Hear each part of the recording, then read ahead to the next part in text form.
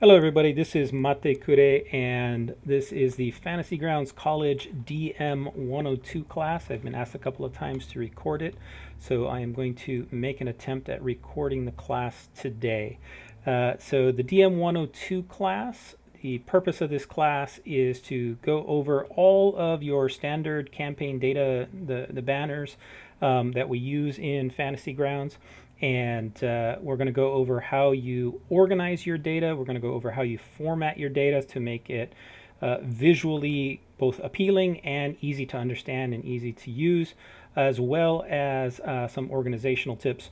And then we're going to go in depth into each of the data types, into how you can add your own information, how you can customize it so that you can ultimately produce it for your own games, or you can export it and create your own modules for personal use or for sharing and possibly selling in any number of other venues. So with that said, we're going to go ahead and jump into the class.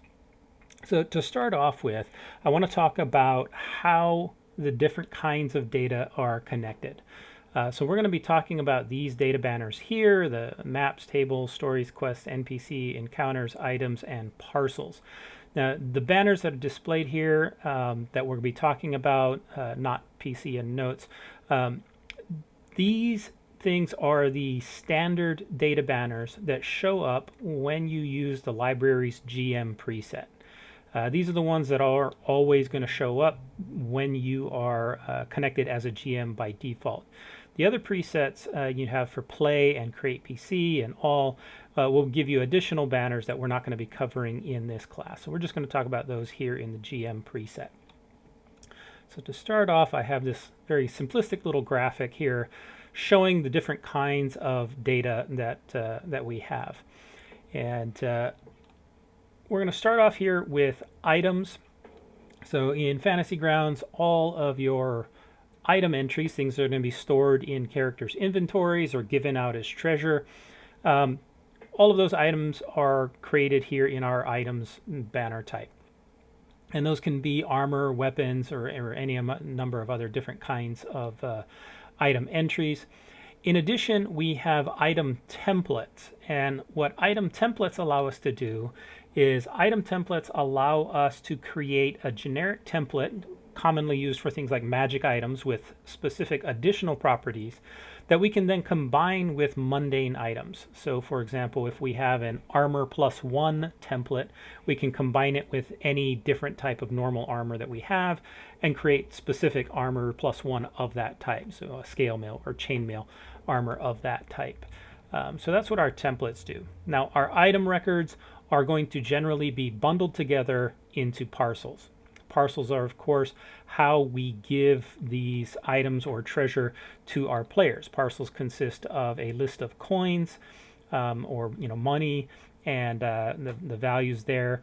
And it will also include any item entries that you're going to be giving them. And those we give to the players either on their character sheets directly or to the party sheet.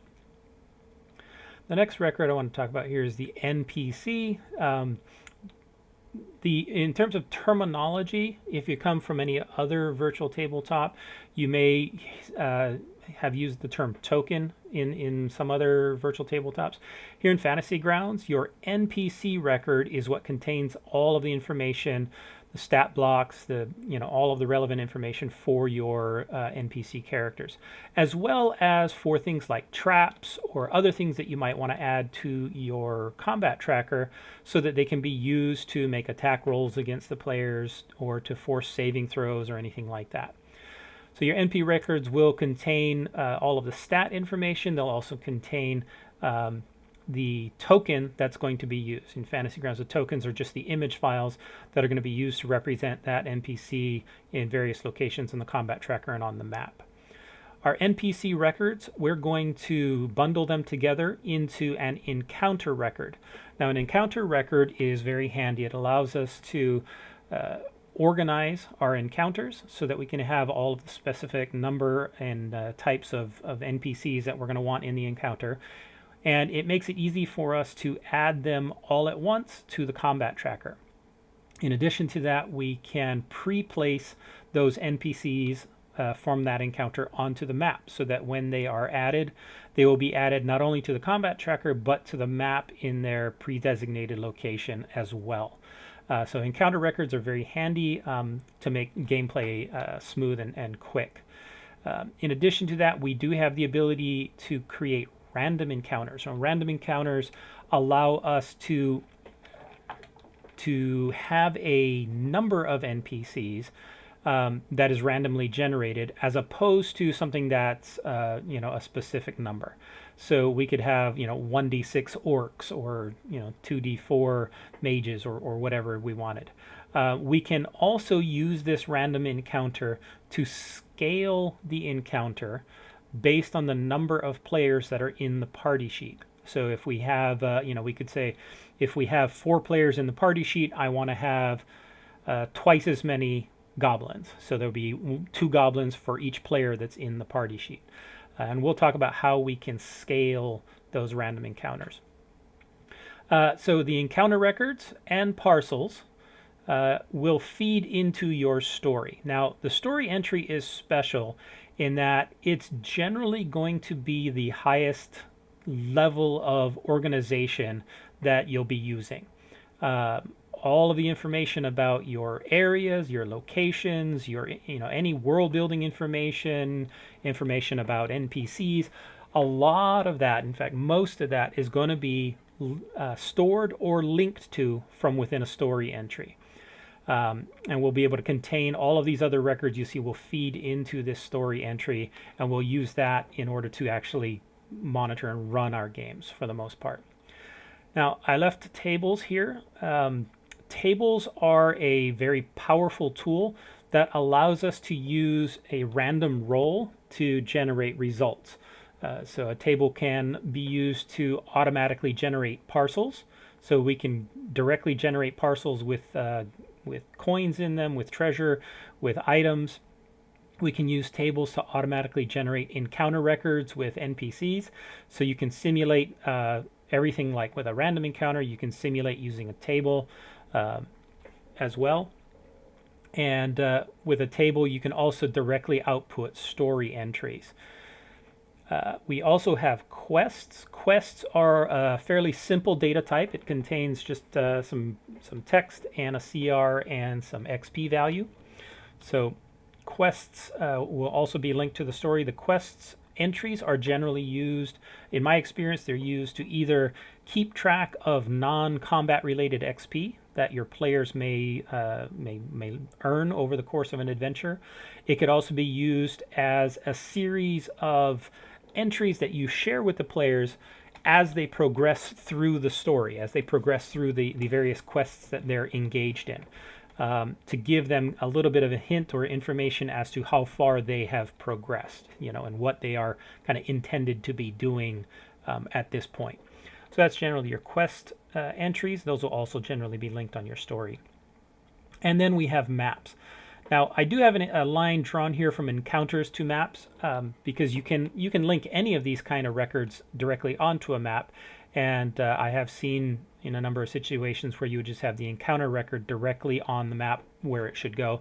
But for the most part, your stories and your maps are going to be linked to one another. Your maps will contain numerous links to story entries, generally one for each area of the map or each room of the map.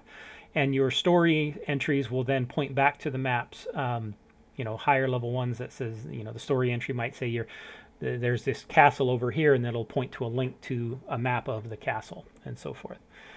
Now, lastly, on here we have story templates. Story templates are a powerful way of combining the formatting capabilities that we have within a story with the random generation capabilities that we have in tables. And in fact, a story template can use tables, rollable tables that we create, and we'll actually be able to create new entries based off of that. Tables themselves have very limited output formatting capabilities, so that with story templates we can combine the power of the two into creating nicely formatted new story entries. So those are the various things that we're going to talk about today. But before we jump into the specific entries and the specific data types, I want to talk about a little bit about organization, about how you organize your data. Because how you organize it can make a big difference in how easy it is for you to run your game with that data. So there are, in my experience, there are two general styles of organization that you will use within Fantasy Grounds. One is the kind of world building organization, the style that... Close the door. I apologize, my son just walked in the room. So one style is the world building organization. This is the style that focuses on detailing all of the information in various story entries. And you'll organize those story entries in a variety of different ways. You'll include links to maps, NPCs, encounters, tables, other story entries. All of the role-playing portions, the text, the everything that you're going to be sharing with the players and stuff will be organized in these various story entries in some way. And then the other style of organization is battle map organization. So while your world building organization stuff is generally used when you are not focusing on a character's location on a map, battle map organization is basically done whenever you have a map that the player characters will be on, and they'll be moving around, exploring, and following that. So in your battle map organization, you will generally have story entries that detail the specific, look, feel, what you see, what's in there, encounters of a specific room on that map. And then at each location within that map, you will have links to that information. So they're kind of two sides of the same coin. It just depends on what phase of the adventure or what types of information you are trying to get across. There isn't any right or wrong way. It's just trying to organize it in such a way that it's easy to access for you. So that being said, let's talk about grouping and naming of entries. And the concepts that I'm covering here are all fairly basic, but as you can see here on our story window, up here at the top we have the group entry. Now this allows us to have multiple different groups that we can use to organize our information. As you can see here, these are the groups that are created because I have my DM module loaded, and so these groups were automatically created because they were contained within the module. Most of the campaign data banners will allow you to group entries. The only exceptions to that are the PC and the notes. Those two do not have groups because they're not needed for those kinds of that kind of data. But here on our groups, there are two default groups which are always present. The first is the all group, and the second is the new group. So the all group is, very simply, it will display all of the records from every other group that's currently there, including anything that's not currently assigned a group. So the all group just basically shows everything. And you'll notice it does show everything in sorted order. It is alphanumeric sorting, so you'll see things in that specific order. The new group is a special group that really means that it is not currently assigned any other group. So when you have this new group here, if you create new entries while you are in the all or new group, they will be added here in new. So if I were to come here to all and create a new entry, give it a name,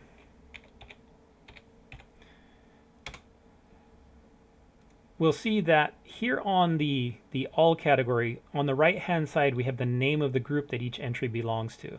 Now if I find test that I just created, it is blank, and so it will show up in the new group because it doesn't currently have any group assigned. We can go ahead and create new groups by opening up the drop down for our groups and coming to the edit groups button and clicking on the green plus. Now add category allows us to, gives us a new option, and I'll go ahead and rename this. And I hit tab to make sure that it accepts the text, and then I can get out of editing groups. And now I have my new group that is created. Now if I go to this group, you can see obviously there's nothing there. While I am within this group, any entry I create will automatically be contained within that group. If I'm, as I said before, if I'm in the all group, when I create something, it will always appear in new because it doesn't know which group to be assigned to.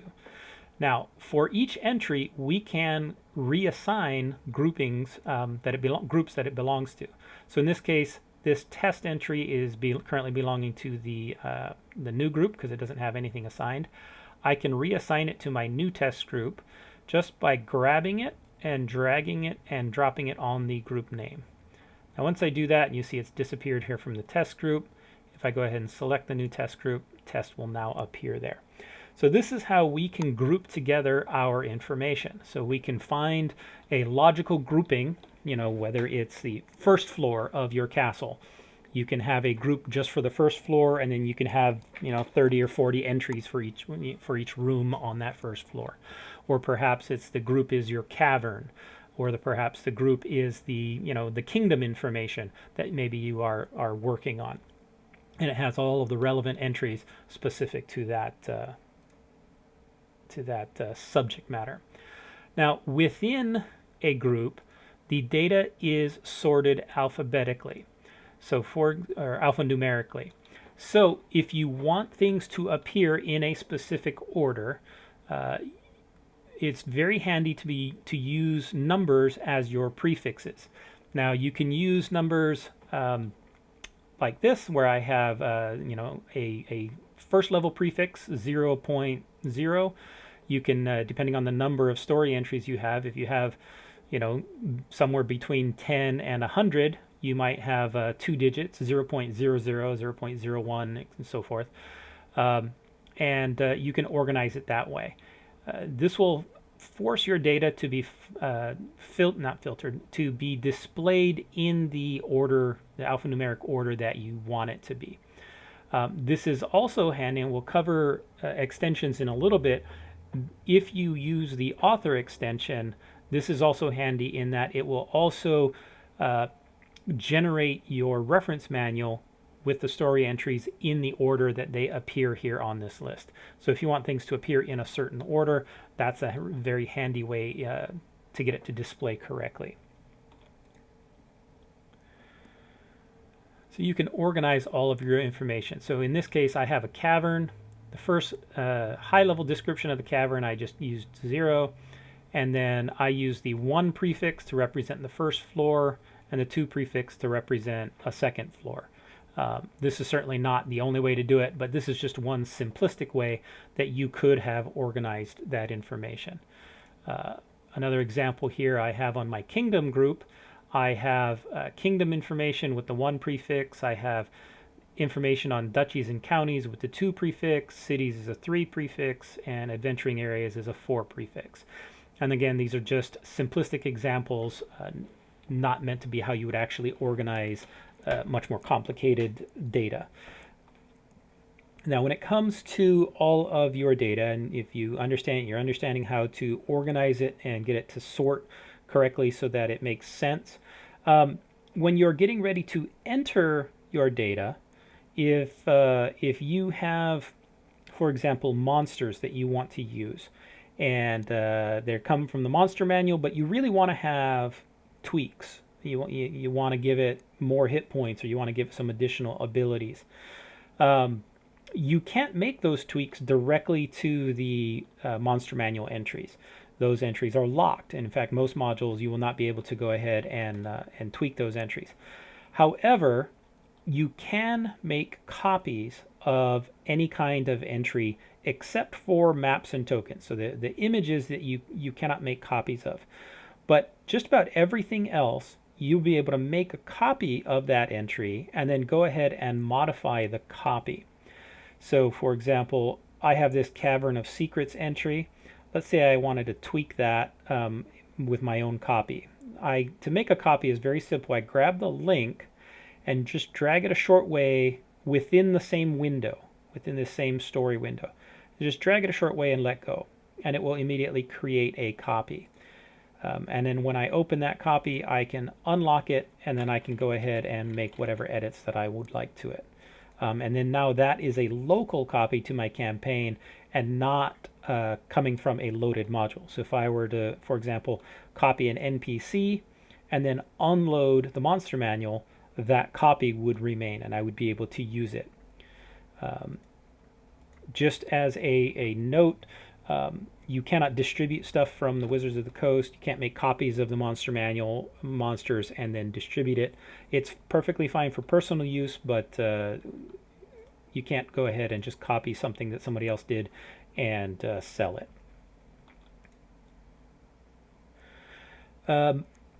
Some modules will allow you to edit the entries directly if you have them loaded, because they're not marked as locked, and some modules will be completely locked down. So things like the Monster Manual, Player's Handbook, Dungeon Master's Guide will all be locked down, but a lot of the adventure modules will not have the entries locked because it's anticipated that the DM will want to be able to go in and make tweaks and changes. All right, so that's some high-level organizational stuff. There's 3 record types that I want to briefly mention that have a special function to them that the other record types don't, and that is the ID capability, the functionality to have it either identified or unidentified for the players. Now, the 3 different data types are your maps, your NPCs, and your items. So your maps, NPCs, and items each have this additional field. If I pop one open here, they have this green ID button up here, this additional field that is available. And what this allows us to do is it allows us to mark any particular entry as either being identified or not. Now, when a item entry is identified and it is visible to the players, for example, this monster is added to the combat tracker and they can see it. If it's identified, they will see the name of what's in the primary name field. If it is marked as unidentified, they will see whatever is in this non-ID name field, which in this case is blank, and so it has a standard default of unidentified creature. For items, it's unidentified item. I can't remember what it is for maps. Unidentified map image. So in each of these cases, you can see there is an ID field with an unidentified map image or unidentified item, unidentified NPC. By default, all of the things are marked as identified, except for the magic items that you might load in like the Dungeon Master's Guide. Those default to unidentified because it's intended that players don't know all of the properties, at least with 5th edition, until they've had a chance to either take a long rest with it or whatever. So that's your ID unidentified field. All right, so next up is I want to talk about a little bit about formatting. And I'm going to pop open a story entry here and talk about a little bit about some different kinds of formatting that are available to us. In Fantasy Grounds, there are 2 general types of text fields. These are called unformatted text and formatted text. So they are used differently within Fantasy Grounds, and I want to point out the differences between them. So I'm going to pop open an item entry here because it demonstrates both different kinds of fields. Now you'll find these in lots of these different data types. So these non-ID names, notes, type, subtype, rarity, etc., these fields are all unformatted text fields. Now that means that they cannot accept any kind of formatting. You can't make them bold or italic. You can't make them look like header text or lists or anything else. Now the reason why these are unformatted is that in many instances, Fantasy Grounds uses the value of these in order to perform some kind of filtering or whatever, or using it for calculation purposes. For example, the weight field is used to add weight to the character's inventory. If you had all kinds of weird formatting and stuff, this may not work properly. Similarly with your subtypes and armor, you don't want whole paragraphs worth of stuff here in a simple type field. And so these fields are very limited. All they can contain is your basic text. Now your story entries and this larger entry down here at the bottom, this is formatted text. And we're going to go over the different kinds of formatting that you can have, the different paragraph types that are available. But the basic text formatting that we have are stuff that you should all be familiar with. You have your bold, italic, underline, and you can use keyboard shortcuts in order to change that, like Control B, you Control I, Control U for underline. We do also have some keyboard shortcuts, Control X, Control C, Control V, your standard cut, copy, paste. There is Control Z to undo with multiple layers of undo. And the last one that I want to mention here is fairly commonly known, but I do want to mention it, and that is the join paragraphs. So in Fantasy Grounds, every time you hit the Enter key, it's going to actually go ahead and create a new paragraph. You can see it has this little spacing in between a line when there's a paragraph there, as opposed to if I just type text here and it goes on and that's all within the same, this entire text is all within the same paragraph. So the Control J or join paragraphs command allows me to either highlight a selection of text and hit Control J, and it will combine all of them into a single paragraph, into the topmost. I can also just have the cursor anywhere in the previous one and hit Control J, and it will combine them into a single paragraph. Now, if you're doing any kind of importing from, say, a PDF, oftentimes you'll get far too many new lines created. It'll, have a short blurb of text and then enter, enter, enter, enter, enter. And that can get very annoying, especially if it's intended to be a single paragraph. So it's very easy then to just highlight and hit Control J and join them all together, and it'll get rid of all those extraneous new lines that are created. Now, back here to the story entry, I want to talk about paragraph types. So as I just said, in Fantasy Grounds, in these formatted text fields, every line is going to belong to one of 6 different base paragraph types. And so the paragraph types that we're going to talk about here first is body text. Now that's all of this standard text that you see here. Let me unlock this. All of this standard looking text. Now you can't change the font of this. This is defined within the theme. So the only way you would change the font is by loading a new theme. It's not something you can change while you're already in Fantasy Grounds. But having that font, or not that font, having that text there, we can go ahead and apply all of the standard formatting I just mentioned, bold, italic, and underline. And we can switch back and forth between paragraph types by right-clicking anywhere on the text, clicking on paragraph types, and then selecting the paragraph type that we would like. Now in this case, where it's body text, we could change it to a chat frame or to heading text. You can see it changes that.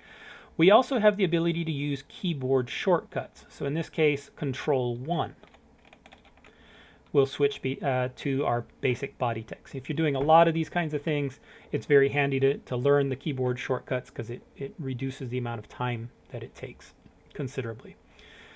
The second paragraph type that we're going to be talking about here is the header. Now again, you can't change the look and feel of what heading text looks like. That's defined in the theme. You also cannot use things like bold, italic, or underline within a header. You can only have the text, and it's already pre-formatted according to the rules that are located within the theme. Keyboard shortcut for this is Control 2, so you can very quickly toggle between normal text and heading text. Control 1, Control 2 will switch back and forth between them. The third paragraph type that we have available to us is the chat frame.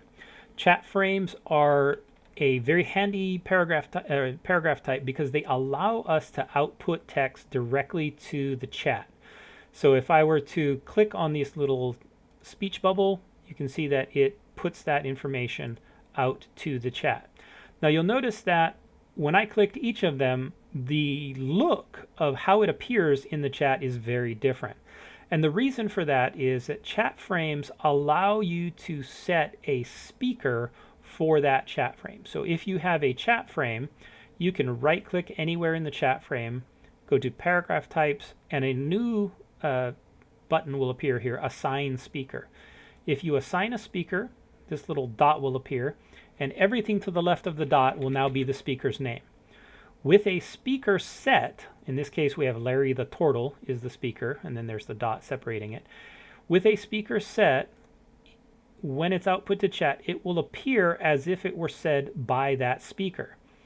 Without a speaker set, if I delete it, it will appear as if I'm just outputting it directly to the chat with no special appearance as being spoken by an individual.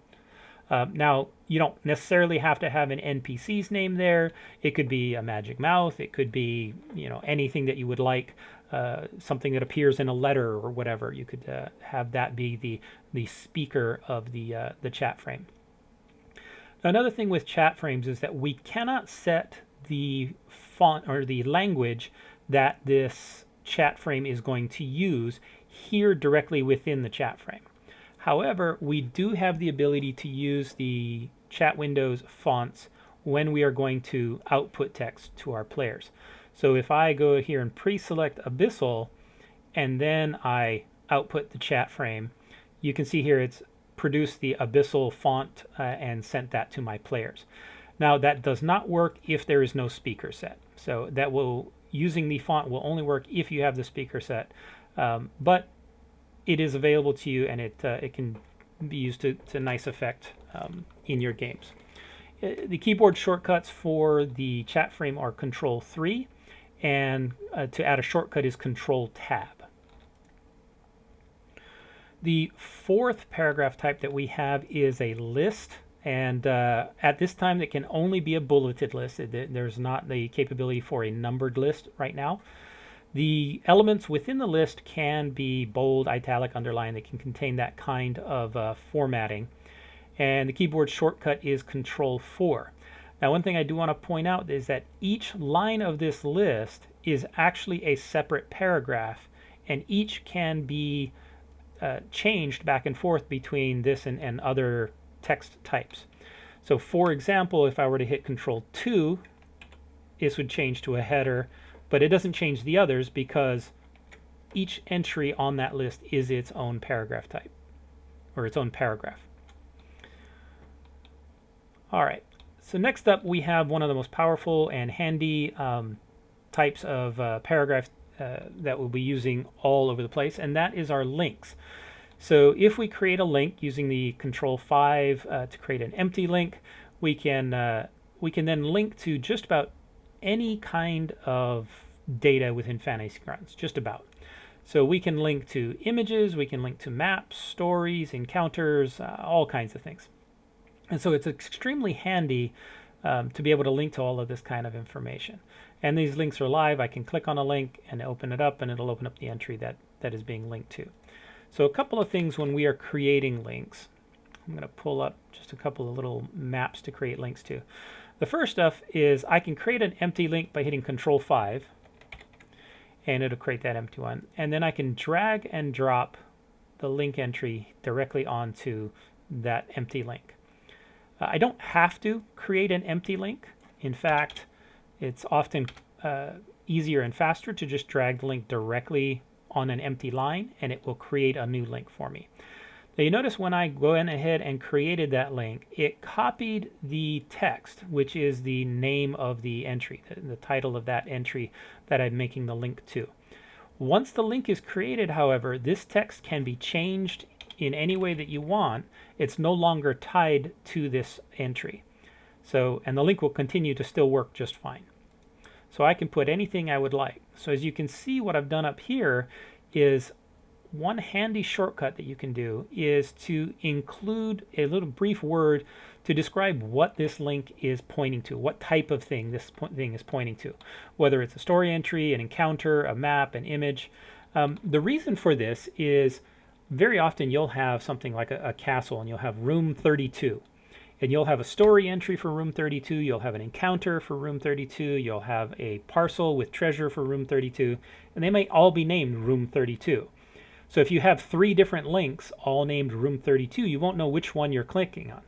So if you copy the map link and then label it with map room 32, copy the encounter or the parcel link and label them appropriately, it's much easier on the DM as you're proceeding through to just say, hey, this is the encounter, that's the one I need.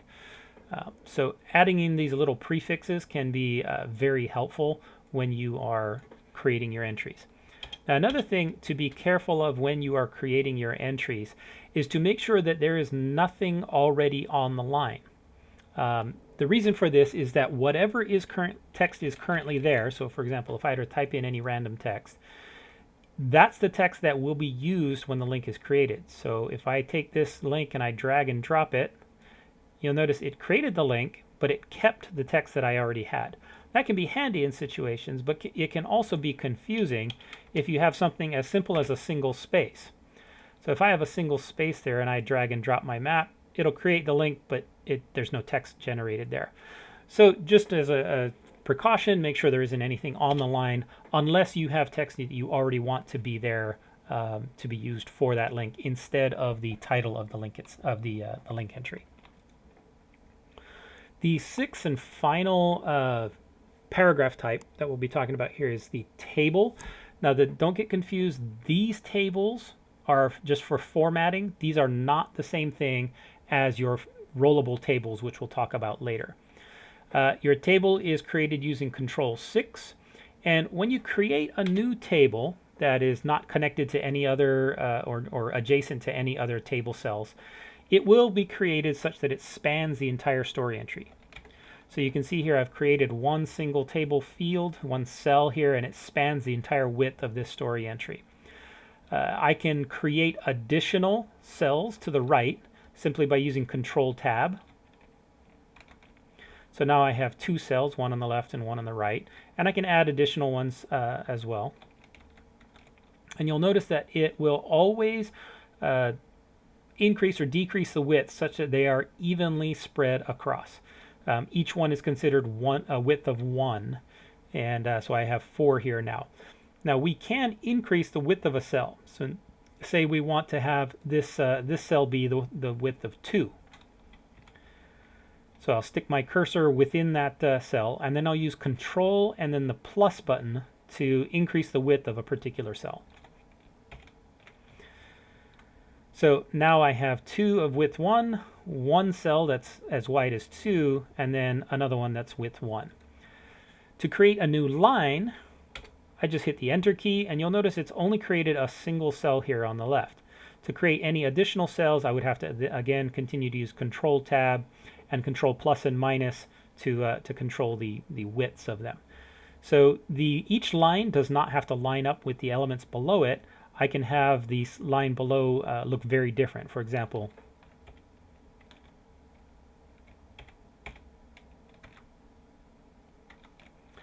so as you can see here, this one now has a line that's 3 wide and then 2 individual ones. And this top one has 1, 1, 2, and 1.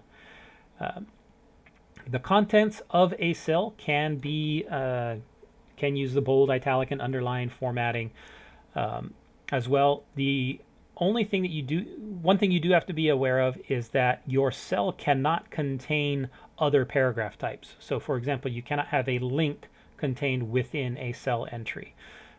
So it has to be just text contained within each cell entry. All right, so that's the 6 paragraph types, and we covered those here in the beginning because just about every entry that we look at from here on out is going to contain this kind of formatted text field that allows us to input this kind of information. And it's very handy for making the information that we have clear. So let's take a look now at our NPC entries. Here is our NPC entries. Let's pull up one. So, and then unlock it so that we can see all of the fields. Now, what we have here on this main tab, you can see here there's 2 tabs here, a main and other. What we have here is along the main tab is a list. These are all of the stat block information that you might find contained within a printed version. You have things like the size, the type, alignment, so forth. All of this kind of information. Now, all of these traits, actions, reactions, legendary actions, layer actions, and such, all of these things are used by Fantasy Grounds when you add a creature into the combat tracker. It will take each one of these and attempt to parse through it and try to understand what it does. So unlike a player character, when you're dealing with a player character, you can tweak the effects, you can tweak the weapons and all of that sort of thing directly there so that they're exactly the way that you want them to be. With NPCs, this is an exercise in trying to kind of pre-guess what the correct phrasing is. Because what Fantasy Grounds does is it takes each entry and attempts to parse it and understand what's contained within it, what it actually means, and then convert that into effect code or damage strings. So in this case, the Arakakra, if I add it and I look at its attacks, it will attempt to parse, first off, this dive attack. Close that. This dive attack, it attempts to parse and understand this extra 3 1d6 damage. You can see here that's added as an effect 1d6 damage that's being applied to self. The Talon is as a melee weapon with a +4 and a hit, and that gets converted into this attack +4 and damage 1d4 +2. Now, the strings that you use, or the text that you use, the language that you use, is very important because Fantasy Grounds does not just understand anything. It has to be written in a certain way. I'm sorry, am I losing it? Did I lose connection? Is everybody able to hear me okay? Yeah, I'm still with you. I'm still here. Every once in a great while, you break off. All right, I apologize. It's probably my push to talk as I switch hands. Probably. All right, so Okay.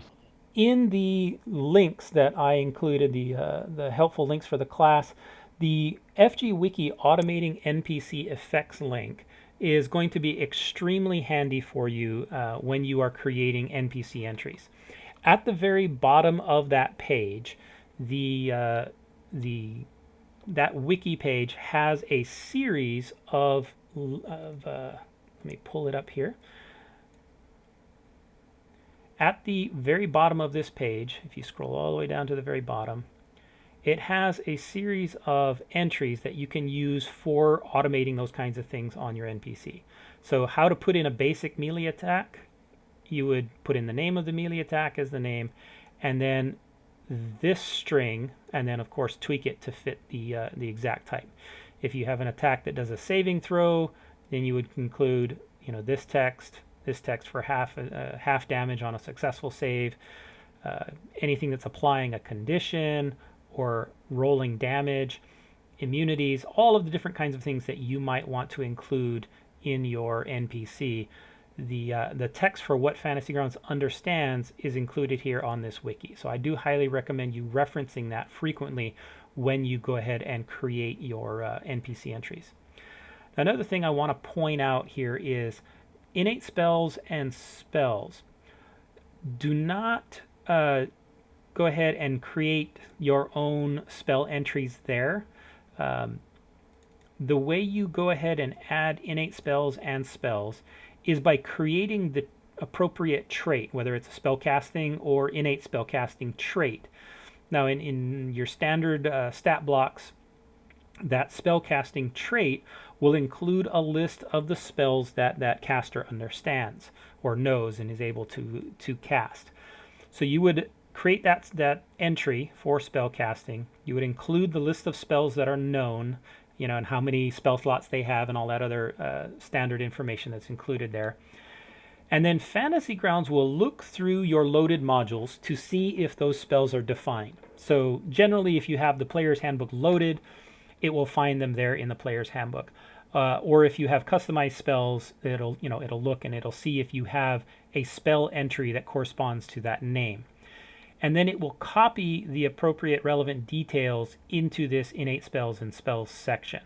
So it's not something that you need to manually do. You just need to set it up in the innate spellcasting trait or in the spellcasting trait, and then it'll automatically be imported when you go ahead and close your NPC and then reopen it. If you make a mistake and you find that it either was not able to find one because you didn't have the appropriate thing loaded or you misspelled it, then in order to get it to re-add them, you have to go ahead and delete all of the spell entries. Because if there's even a single spell entry, it won't try to reparse them. But if you just go ahead and delete the spell entries, close it and reopen it, it'll reattempt to parse it, and then it'll re-add all of the appropriate spells. So that's this main tab. And all of this you can't format. This is all just basic stat block information. Our other tab is also super handy, and this is a formatted text field. Everything that we were doing on that story entry with the different paragraph types, you can do here. So this is a great place to include background information about the NPC. You know, this is a ruler of whatever kingdom, and links to either other NPCs that they deal with, or links to story entries that have, you know, further information about, perhaps in this case, the kingdom that she rules, and so forth.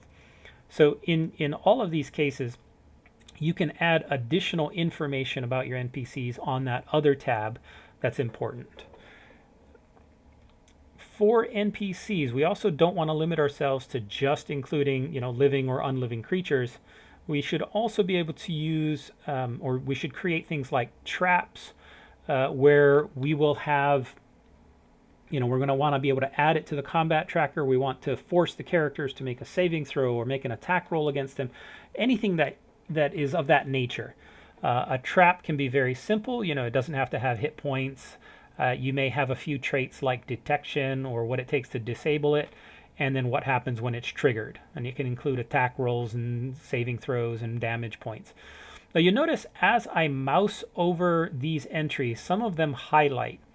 That's an indication that Fantasy Grounds has parsed this entry and is attempting to understand this text. So it's recognizing this text and saying, hey, I know what this is, so I can highlight it.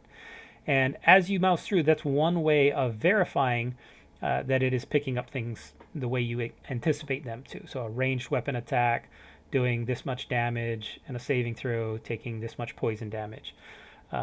Not all text will be highlighted. So for example, this failed save or half as much damage on a successful one, that doesn't get converted in directly into an effect, but it is picked up so that the half damage is automatically applied when the saving throw is made. It just doesn't highlight when you mouse over it. All right, that's our NPC entries. Let's take a look at encounters now. Now, encounters are how we group together our NPC entries.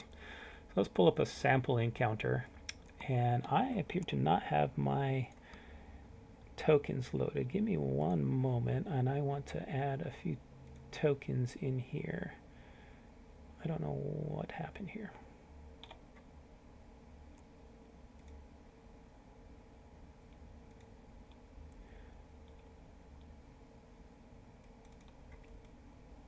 Just give me a moment and I will add a few tokens.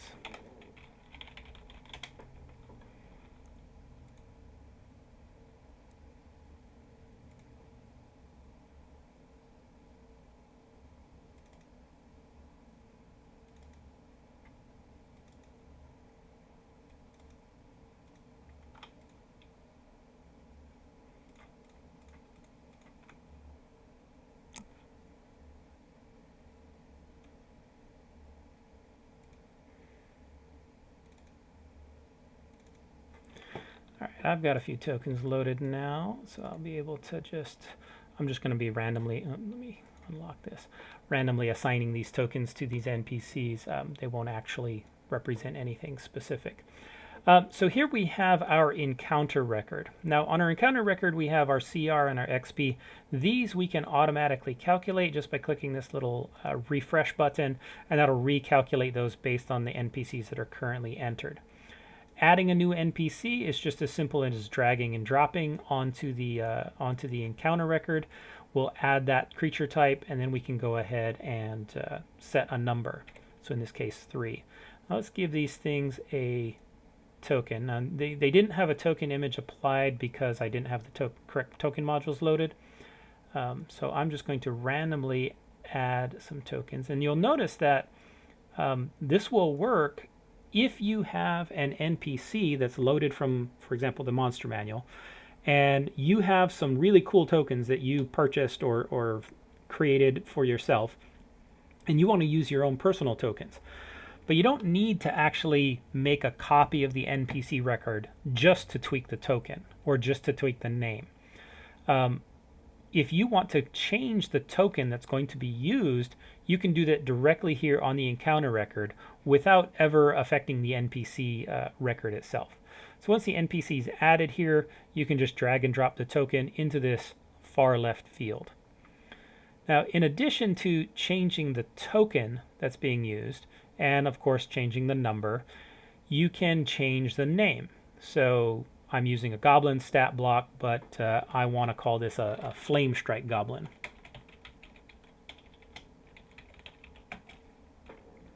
So there, now when it's added to the combat tracker, it will use the name flame strike goblin rather than just the default goblin. So you can decide beforehand if you want to tweak exactly what these things are going to be called when they're added. You can decide here on the encounter whether something is identified or not. So you don't have to depend on the default status of the NPC entry. For the most part, I never change the ID status of an NPC. I always do it here on the encounter record itself. And next up we have this faction, this little helmet symbol. This allows us to predetermine when we add these creatures to the combat tracker whether they will be hostile, neutral, or friendly. Now, by default, all NPCs added will be marked hostile, but if we change this, we can say these goblins are going to be friendly and the shadows are going to be neutral. The trolls and hydra are just going to default to being hostile. And so when I go ahead and I pull up my combat tracker, delete this current entry, I can add all of these creatures that are located in my encounter record to the combat tracker all at once using this down arrow button.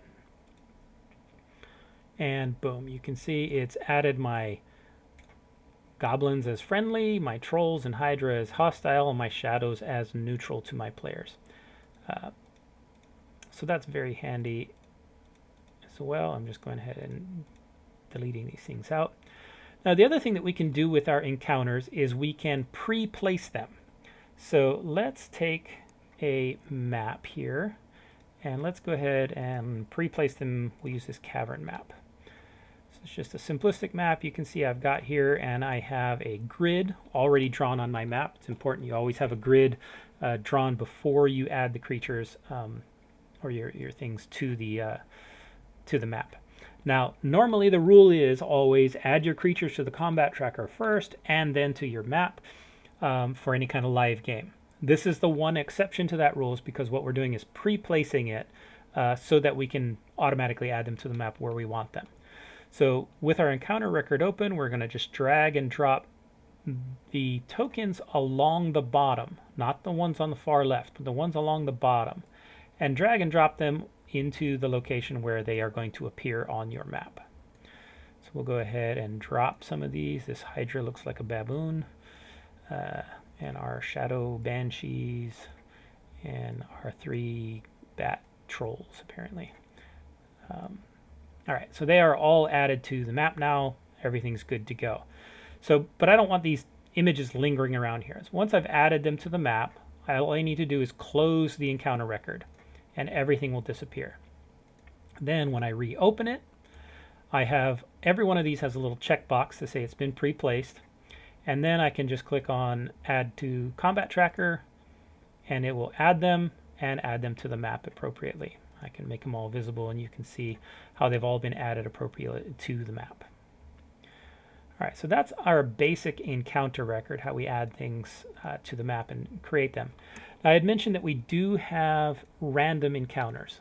So a random encounter looks very much like your standard encounter. Let me give these things token. It's unlocked. Just so that it's a little more visual. So your random encounter has some additional capabilities in that instead of a specific number here, we have the ability to do some dice rolls. So for example, we have 1d6 goblins. Now all of the rest of this, changing the name, changing the ID, changing the token, all that's the same. What's different here is the number. So you can do dice rolls, you can do basic math, plus, subtract, minus, and divide. When you're doing multiplication, use the star, not the X.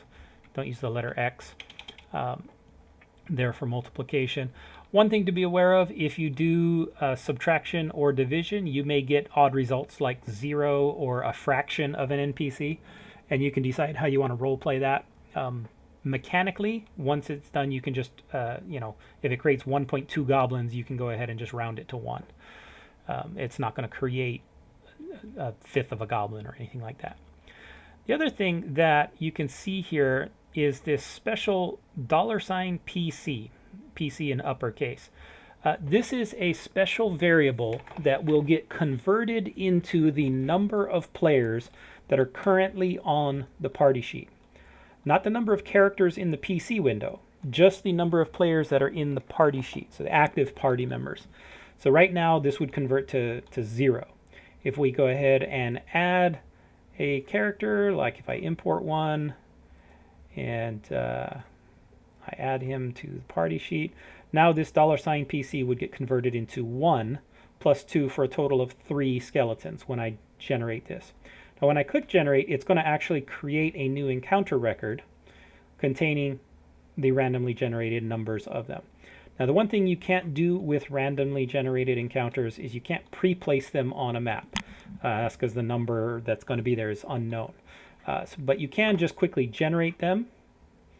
And then let me delete all these. If you would like to quickly add them to the map, you can generate the encounter, add them to the combat tracker, and then pull up your map. And the quick way to add them all is to just grab the little red helmet symbol on the bottom and drag and drop. And that'll place all of them on your map in this kind of a diagonal line. All right. And that's really all there is to random encounters. You put in a dice value. You can include things like 1d6 plus 1d4, or you can include, 1d100, 2d5, whatever you would like in terms of a standard dice string.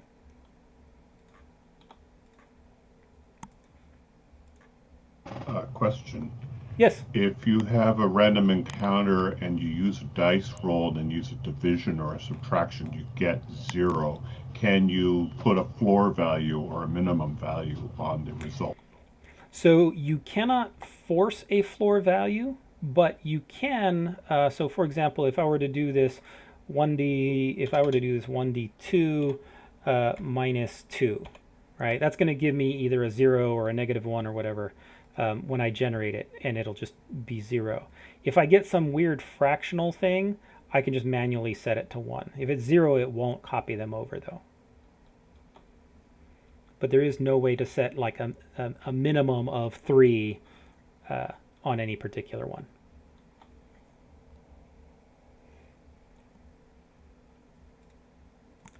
All right. Next Does up. it accept Go ahead. parentheses? So you could like make it, number of characters -2, and then like close it and then add +3. I don't believe so. You would just do, -2 plus 3 like that. But we can certainly try it. It's relatively simplistic math. I'm not 100% that it'll do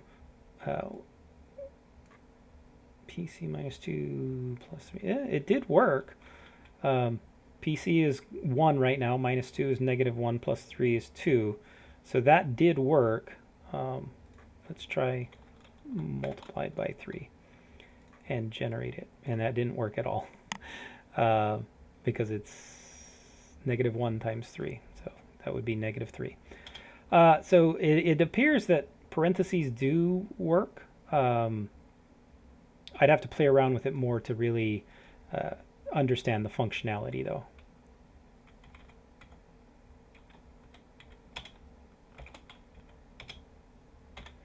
Let's try this for, so you can see here I've got 1.667 skeletons.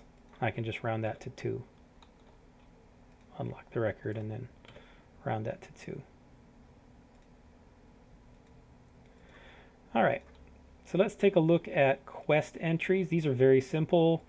Quest entries are going to consist of a CR value and an XP value. Notice these fields are not linked. You can have any combination, or you can have 0 here, and then some kind of text. The heroes have rescued the princess, or whatever, whatever their current quest that they're on or that they've completed as a record. You can do things like a little reward thing for players who show up on time, give them a little tiny boost to their XP as well. But that's really all there is to quest entries. They are formatted text fields, so you can add all of the paragraphs types that we talked about with story entries. All right, next up, let's talk about items. Now, item records, let me pull one open here that we had looked at. Item records, you'll see, have a number of different fields here. And the fields that are displayed will depend on what is here in the type field. So nearly all of the types that you put in there will have just these standard type, subtype, rarity, cost, weight, and then a description area. And that's going to be standard for nearly all types of items. The main exceptions to that are armor and weapons. So let's, for example, create a blank one. And here in type, if we type in armor, and I hit the tab field, it adds some additional fields here. So it's got bonus, which is your magic item bonus, the AC base, dex bonus, strength, stealth, and properties. These are the things that you'd see, straight out of the player's handbook. Does this cause disadvantage on stealth? Is there a minimum strength required, or maximum to a dex bonus? Those kinds of things. Similarly, if we type in weapon,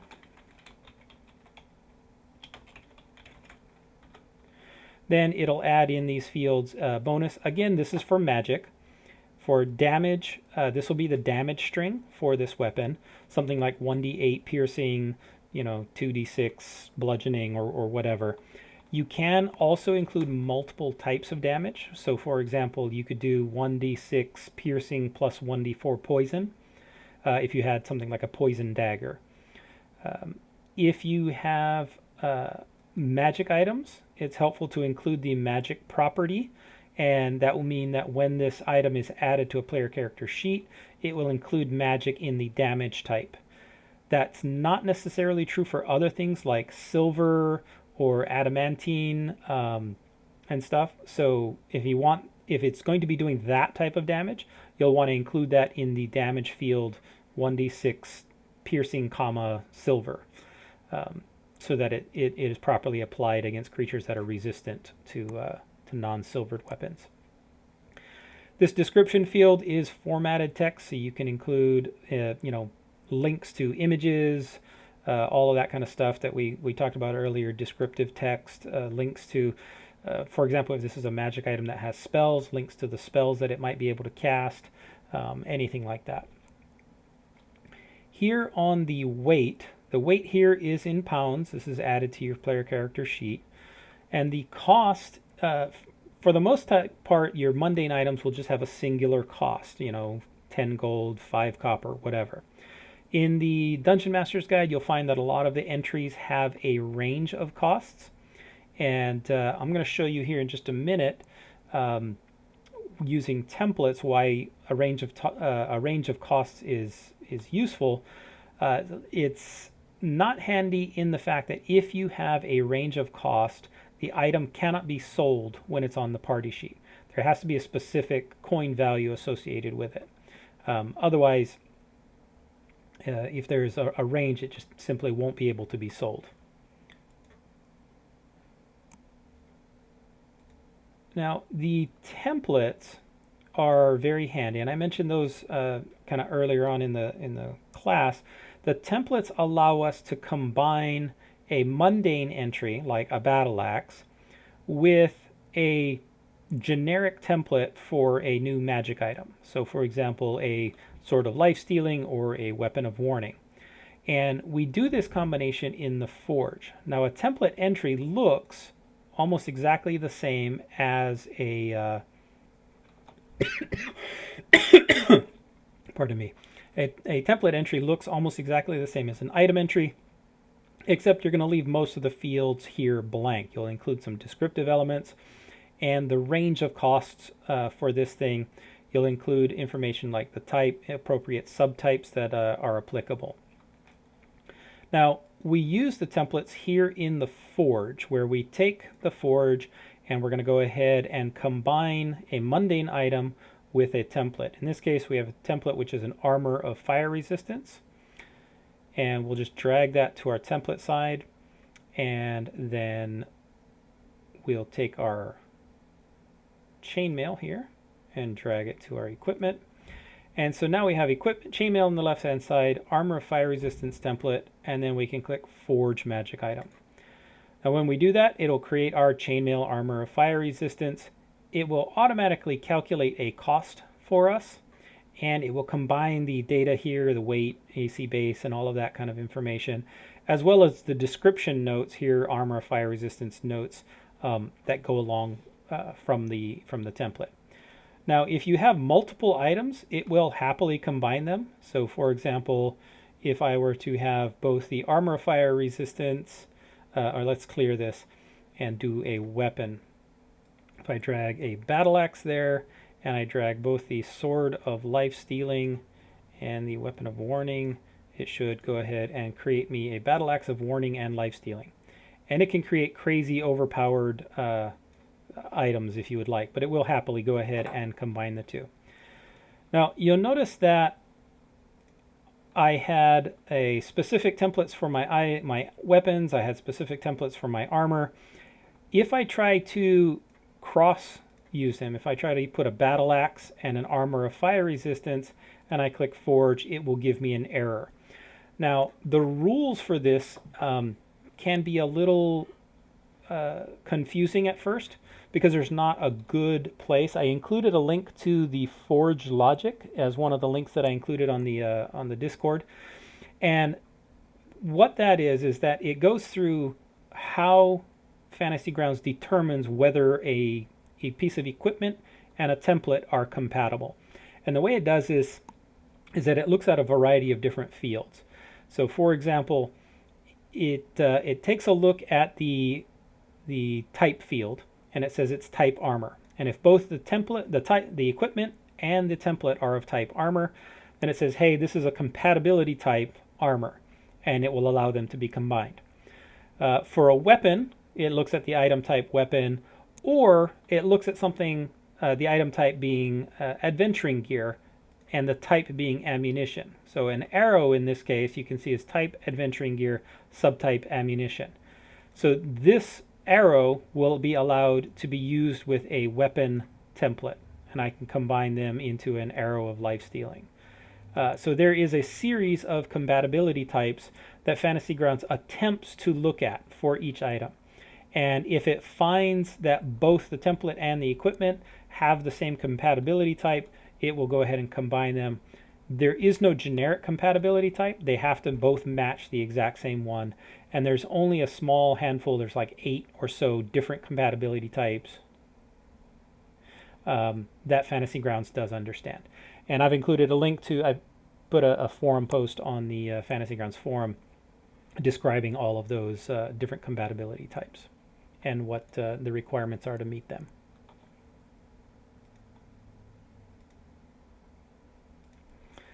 All right, so that's our basic items and Forge logic.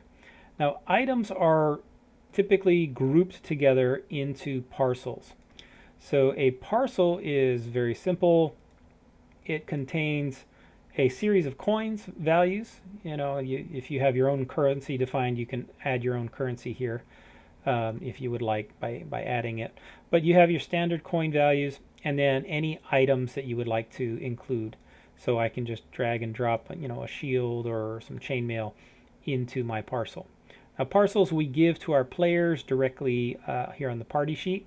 But it's also important to know that when you add an item to the parcel, it creates a copy of that entry. And the entry within the parcel is no longer linked to the item record. So if I come here and make changes to it, to its name, for example, it does not change the entry here in the items. So just be aware this is a copy of the item, not directly linked to the item itself. Now, one little trick that I have learned with parcels. Was there a question? Yeah, if you move them into there and you change them in the parcel, does it give, because that's a copy, does it give that copy to the PCs or does it give the original to the PC? It will give the copy. Okay. So for example, if I come here to the inventory tab and I've got this weird arrow with the funky name and I drag and drop it to the treasure, it will give the funky named arrow. Now, this can also be useful when you are entering items. If you have kind of a base template for items, just an item that you've created here on a parcel, and because you can actually create items directly here without even creating them in the entry. You can create one directly in the parcel, give it a name, and open up its fields and edit them all here directly. Now you notice I created this little item directly on the parcel. It does not exist here in the items anywhere. It only exists in the parcel.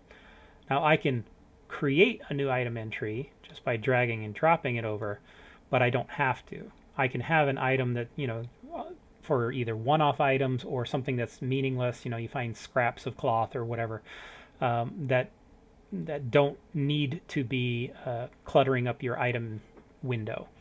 You can just create them directly here on the parcel record.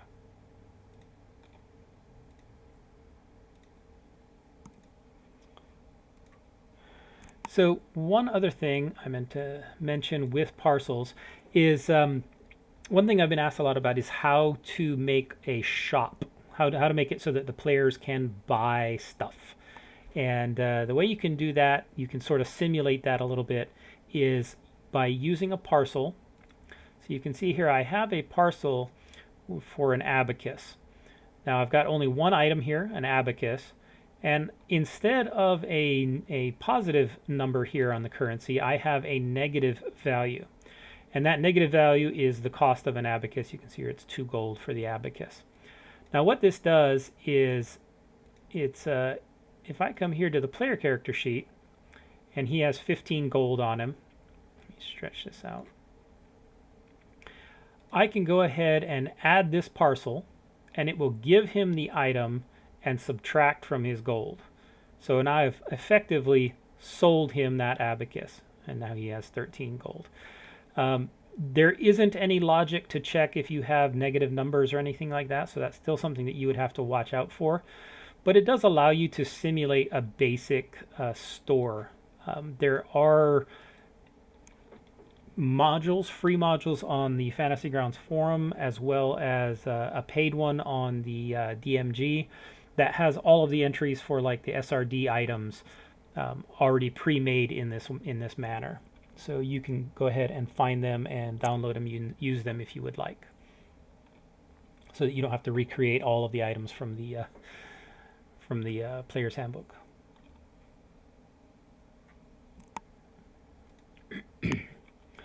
All right, so next up we're going to talk about tables, and this rollable tables, this ability to do randomly generated information. So when we go ahead and create a table, let's take a look at a blank entry here. We have, of course, our name and description. We have the roll button. This is the dice that will be used to roll on this. Most of the time you'll just leave this blank and it will automatically determine the dice based on the ranges that you give it, but you can override the dice that are being used just by dragging and dropping the appropriate dice. any modifier, and then how you want to output. The standards are chat, story, parcel, and encounter record. Here we have our rollable fields. To the left we have our ranges. So we'll say from 1 to say 3. And you'll notice it does try to automatically sort it, and 4 to 7. And so now it's going to mark it as a 1d7. If I were to do a 1d6 here, I can do that, and I can say roll a 6-sided dice if I wanted to customize how it's rolled. Or I could roll 2d3 or whatever. And then I have the data that I'm going to be outputting. So some kind of text in this case. And when I roll here, just outputting it to chat, it'll roll on that and it'll give me an output. If you have something that's non-standard die type, like 1d7, it's not going to roll the, well, it did roll. Okay. Did it accept it? There's a 1d7. It's not going to roll the animation of the dice moving around if it has a non-standard dice type. So this is your basic table. Now you can add additional rows and columns, so you can have multiple things. When you add additional columns, it's only going to roll once, and then it's going to take the values from each column that's there. So it's not going to roll once per column, it's going to roll one time and then take the values on each column. Now in these fields, we can have text, as I've demonstrated here, or we can link to various other kinds of information. So let's take a look at some other kinds of information. So for the most part, just ignore this right-hand side. This is just a description of what's being linked to here on the left-hand column. So first off, we have a dice string located between square brackets. Now here in the tables, your square brackets are very important. They allow us to do some additional things. So in this case, it's going to randomly generate a number using that dice string and then include that in my value. For this second row, you'll notice that it has a word color located within that square brackets. That is the name of a table that I've created here. So as long as it finds a table with that name, it will go ahead and roll on that subtable and include the value in this output. So I can roll on another table to allow me to pull information. If I have 2 or 3 different subtables, I might be able to pull information from each one. If we use the letter X here within the square brackets, it tells us to use that a certain number of times. So rather than just generating a random number, it tells us to do that action a certain number of times. So in this case, it is rolling 3 times on this gender table. Or in this case, 1d4 times on the names table. Here we can have asterisk go ahead. work there too, or sorry, would an asterisk work there too, or only at? So an asterisk would be the mathematical multiplication, not the number of times to do this action. So you can use 2 times 3 and then use, using multiplication to produce 6, but then you would need X to say it's 6 times to do this action. You can also include links directly to NPCs. So in this case, we're linking to a troll or to items. So you can produce treasure parcels or encounter records using the links to the NPCs. Now this capability that we saw with the 1d4x, we can include that same thing right here and say, 2d6x, and now it will roll 2d6 trolls on my on this output. So that allows us to essentially mimic everything that we did with the random encounter, except for the ability to scale. $PC won't work here. And then lastly, we have, you can see here, 10D10 and then GP. In this case, that's going to convert into gold pieces if we output to a parcel. So let's take a look at some actual examples. We have a treasure table A in this case. It has 2 columns with an item and then some kind of a coin located in the second column. So an abacus and then some kind of gold. Treasure table B is just going to have a series of items to select from. And then my actual generation, a third table with some ranges that says either roll 1d5 times on treasure table A or roll on treasure table B. So by combining this, you can see I'm chaining the different tables. This master table is going to produce the parcel as its output. If I click roll, it will roll and then determine how many times it's going to roll on subtable A. In this case, it rolled 3 times on subtable A and combine them all into this single parcel. And it rolled 1 3 times in a row. That's interesting.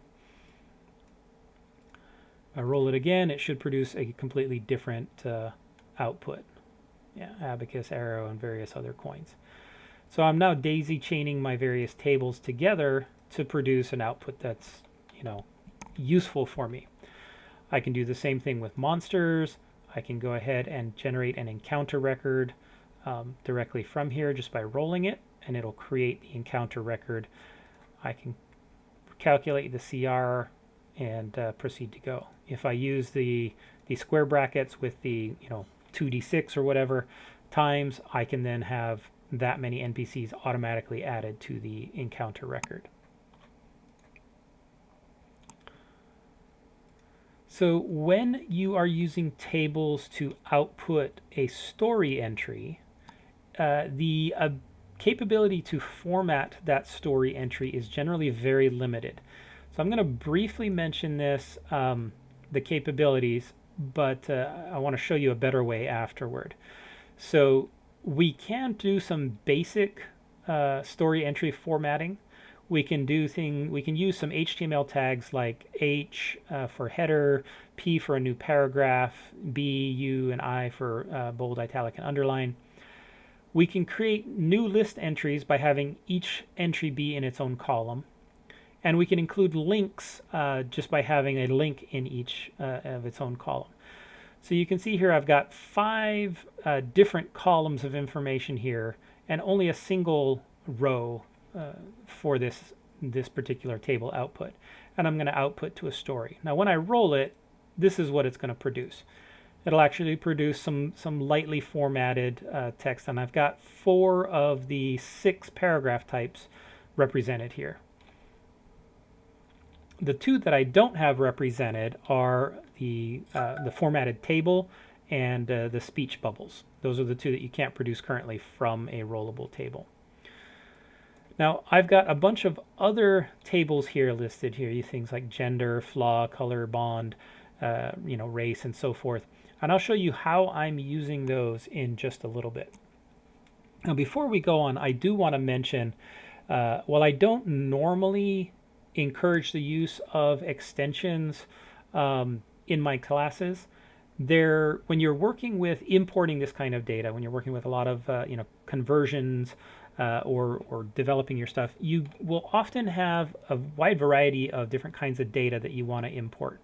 So there are 4 different extensions that I recommend when you're doing your importing process or your development creation process. The 2 of them are specific to using tables, and so I wanted to mention them here before we go any further. The first one is done by Celestian, and that is his table importer. Now, to explain what that is you notice when I created it, I had to manually type in all of the ranges, type in all of the entries for each one. And that can be very annoying and take up a lot of time. So I'm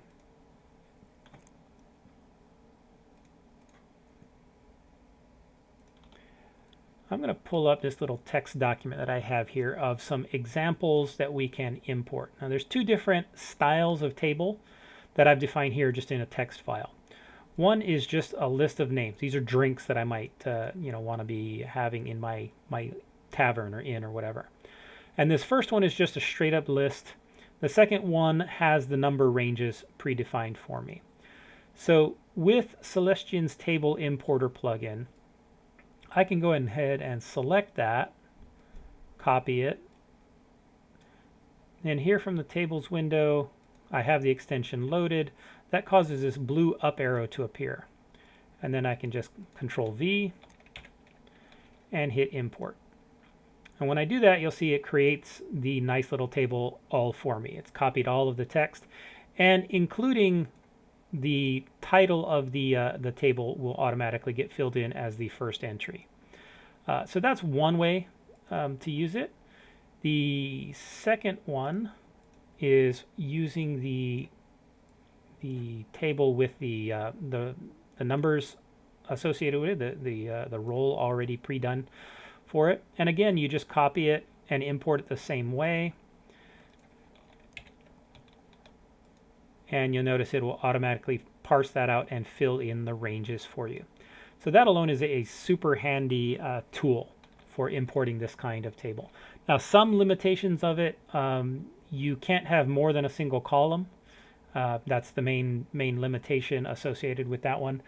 But it is a super handy type of a tool for importing your data. The second one that I'm going to mention here is the CSV table importer. Now, the CSV table importer, I wrote that extension based off one that previously existed, and I expanded it and tweaked it a little bit. And what this does, it has two major functionalities. One is to generate this kind of rollable table, and the other is to generate a table in, for example, a story entry, the formatted tables. So taking a look at a CSV file, without going too deeply, a CSV file is a simple text file in which each field of data is separated by a comma. So in this case, I have first, last, race, and class, and then I have a list of names, first name, last name, something you can see here. I have a long string that's contained within these quotes so that I can have commas within there. And then class here is Bard. I've got, the Dragonborn fighter, and so forth. I have just a variety of simplistic data here. I can get this data from like a PDF. If I have a table defined in a PDF, I can export that as CSV data. Or you may have other sources of CSV data that you can produce directly from things like Excel spreadsheets, can save in the CSV format. So when you have CSV data like this, all you need to do is then go ahead and copy this data. I'll move this to the side. We'll open up the little import window and then create a new blank entry and click Convert Clipboard. And you can see here it's created the multiple columns and rows automatically here for me. Now, a similar thing I can do with stories. All I got to do is come down here to the story entry, type in the word table, surrounded by the hashtags.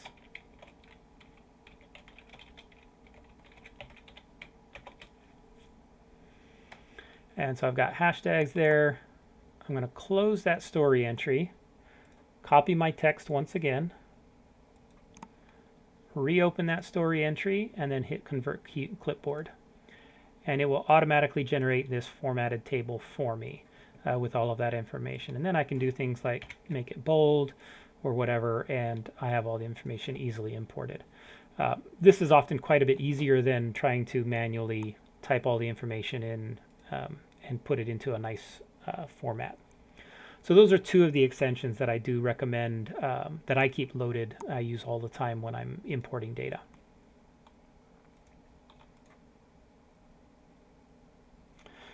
All right, so going back to story entries. We're not going to go any more into stories themselves because we've already talked about story entries, but I do want to mention templates. So templates, with story entries, we had all kinds of formatting features available to us. So with a story template, we have the capability of doing formatting in addition to taking advantage of the tables that we just looked at. So we can have, normal text preset in, header text, all of that. But if we have stuff within these square brackets again, it will go ahead and roll them. We can have a rollable dice string here. We can have rollable information from a table. So in this case, I have an attitude table here. Now you'll notice in this one, I use greater than, less than symbols. Now what this does is it allows me to reference a previous roll. So in this line, I roll on the attitude table, and I want to use the same value. I don't want to re-roll. So by using greater than, less than, I can reference that previous roll. And I can generate spoken text by pulling in the information from example, rollable tables. So when I go ahead and generate it, it generates a story entry with the number. It pulls from the board, the attitude table. And again, it references that same one. And I can produce things like, I'm Joe, I'm a brewer, stuff like that. So there's a lot of different possibilities here. I can create a simple stat generator, 3d6 for each stat or 4d6, and you can manually drop the lowest. Just click generate and you have your stats generated for you. That's one way you can use it. Another, and it really depends on how detailed you want to go in and how detailed a series of tables and subtables you want to develop. So here is a simple template that we have that references a whole bunch of tables that I've created here. So I've got, even in the title, names and profession. I've got attitude, gender, race, all of this kind of stuff. And then I can reference where it rolled on names here. I reference it down here, so it's all the same. And I click generate. And now I have a simple information for a randomly generated NPC. I have Sarah, the candlestick maker, a sad-looking male gnome, has jade hair, and says, "Hi, my name is Sarah, and I'm a candlestick maker. If you need help, ask the DM." You can, depending on how complex you want to make your tables, you can create very detailed entries here. If any of you have ever heard of the Squareware package by Chris, he's one of our regulars here on the Fantasy Grounds College. His Squareware package uses this functionality extensively, where he has created very complex, very detailed story templates to allow you to randomly generate potions or descriptions of things so that you don't have to think of them on the fly. You can just randomly generate them right in the middle of your game. All right, now I've left the biggest one for last, and that is maps. So let's take a look at maps here. Now before we jump into maps, it's important that you know how to add maps to your game. So there's two main ways that you can do it, that you can add maps to your campaign file. The first is clicking on this little folder button. So you click on the folder button and it will open up directly to your Fantasy Grounds campaign folder, to this images folder. Now, any maps that you drag and drop into there will automatically be added into your campaign. So for example, if I were to go ahead and pull up a map or an image, for example, let's find something here. I will drag and drop a copy of this An Offering image that I have. Now, if I close that and click on here, An Offering will now appear, and I can open it up and I can use it within my game, either to share with my players or whatever. The other way is to actually just drag and drop the image file directly from your operating system onto this images and maps window.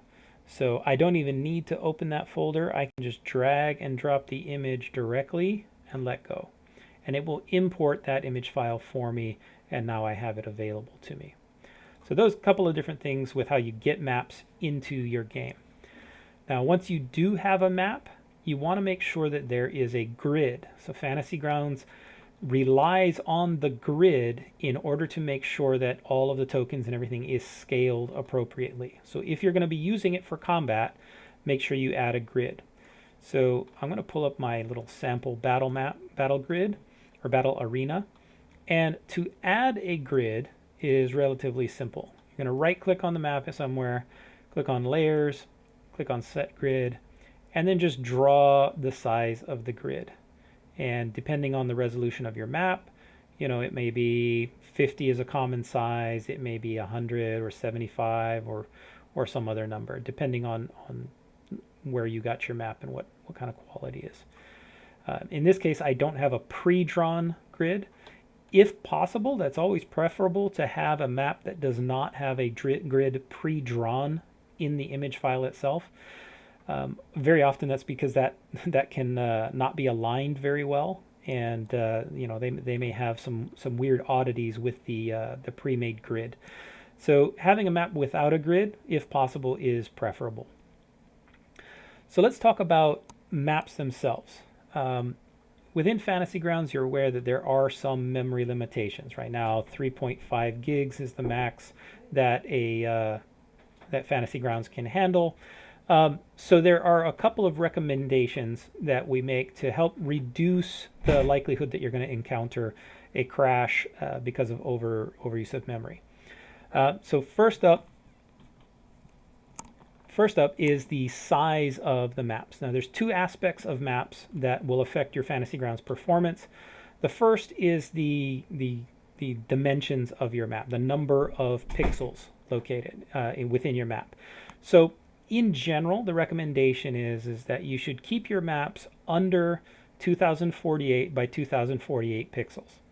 That's just a general recommendation. It's not a hard limit. I have had and used files much larger, but in general, that's a good recommended max size for the dimensions of your map. Now, be aware that 2000 pixels vertically may be quite large and not display very well, or may require you to do a lot of resizing. For example, this cavern map is vertically 2000, so if I go back to its original size, you can see how big 2000 pixels is vertically compared to horizontally. It's a little easier to display things that are wider rather than taller.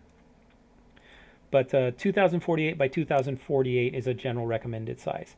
You want to keep them under a meg if possible, between 1 and 2 megs if not. You don't want to go too much more than that because the size of your map will determine how long it takes to send everything over the network. Remember that the DM's PC, if you have 5 players, it needs to send a copy of that map to each player. Now, if you all have fast internet, it may not be as much of an issue. But if you have players who have very slow internet, realize that it can severely affect your performance as you wait for Fantasy Grounds to upload it and then for their PC to download it. Be aware of your players' limitations when it comes to their internet speeds. Battle maps in general, you want to be just big enough for the battle itself, not big, huge, sprawling battle maps where 90% of it is never used or seen and is just sitting around taking up lots and lots and lots of pixels in space. So when we are sharing our maps with our players, the standard way you share information with your players is to just right-click, share, and share your sheet. And that will immediately begin uploading from the DM side, uploading that map to each of the players. They'll each begin downloading it. Now, that takes up RAM, that takes up bandwidth, so just be aware of that. There is an additional option here, this little web symbol, and that's the preload image button. I found this to be a very handy tool that you can use when your players have a particularly slow download speed. What this does is that it forces their client to immediately begin downloading the map as soon as they connect to you. So I ran into this with an individual I was playing with who lived in the EU, and for whatever reason he had horribly slow internet speeds. And so we were talking about this, and I recommended I would start my table an hour before our session was intended to start. And he would connect, and any maps that needed to be downloaded I had marked as preloaded, and he would then download them over the series in the next 45 minutes, so that by the time we were ready to actually start the game, he had finally finished downloading all of the maps. And it meant that when we were playing, everything went very smooth and there were no issues while I was running the game. So this preload image can be very handy if you communicate with your players and know that somebody has a slower download speed.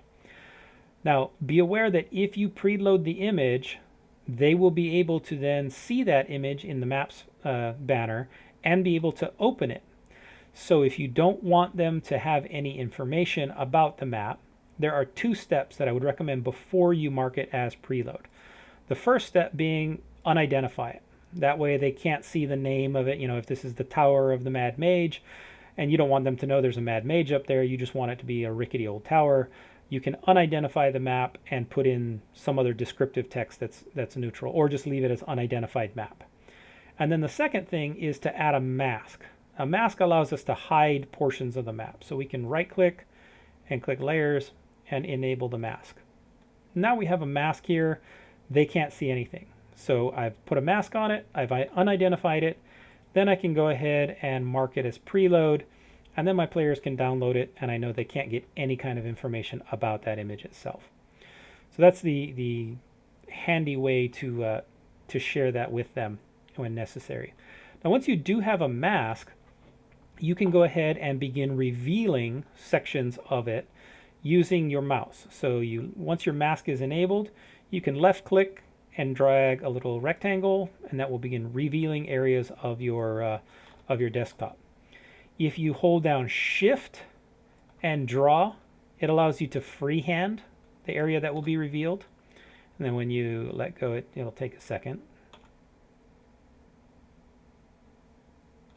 And my computer just took a minute to process that and reveal it. But then you can freehand it. If you want to re-hide information, you just hold down Control and then draw your square. You'll notice the square is blue now, and it'll re-hide that particular segment.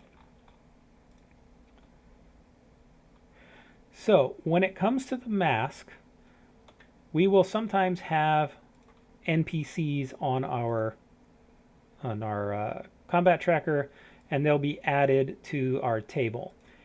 And if we look closely, we can see here that this NPC is marked as visible, but an NPC that's contained within the mask is no longer visible. It's hidden. And you can see a little bit, it's kind of this faded shade to it. So the way Fantasy Grounds determines whether or not a token is marked as visible or hidden because of the mask is done by, it's very simple, is the center of the square covered by the mask. So this is within a single 5x5 square. If the center of that square is covered, then it's hidden. If the center is not covered, it is not hidden.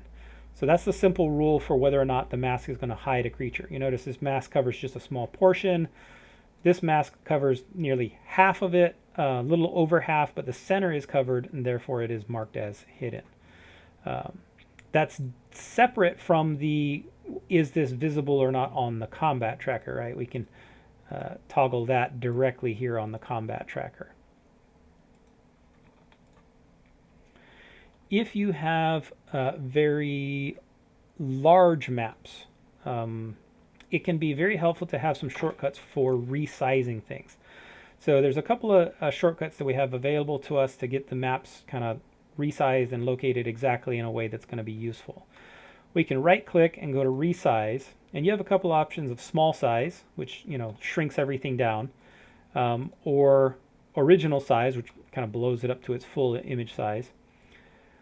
We can also, and this is just a little trick, with hold down the Control button on your keyboard, left click on the map anywhere, and just drag. And you'll notice that will automatically resize the window here. And then you can use your scroll wheel to zoom in or out where you would like. And lastly, for resizing, one thing that you'll want to do sometimes is say, I want the window to be exactly this wide, and then I want to adjust its vertical height to fill the entire map. So I can set it to a particular width, right click, resize, and then click adjust vertical, and it'll keep that width and then adjust vertically to ensure it shows the entire map. And you can do it the other way around as well. Was there a question? No, I just accidentally hit the control, or my push talk. All right, no problem. So next up, I want to talk about, well, there's the drawing mode. This is right now very simplistic. I understand there's supposed to be some advances to this once Unity comes out, hopefully.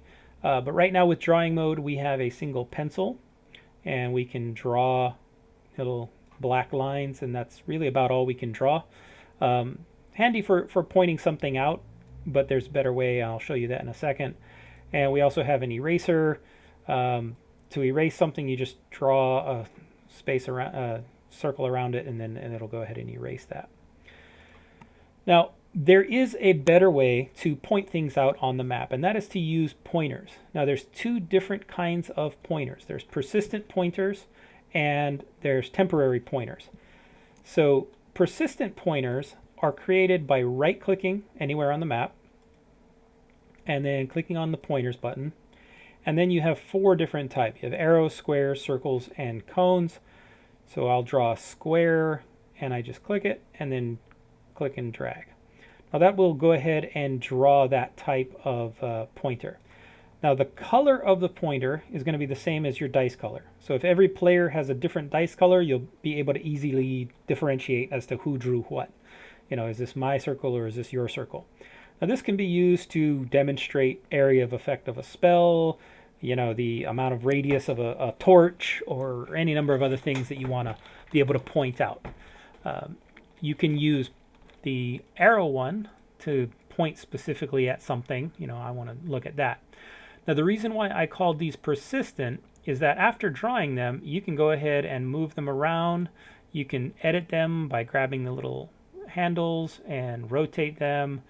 You know, you can move, rotate, whatever you would like. And they'll stay there for as long as you want.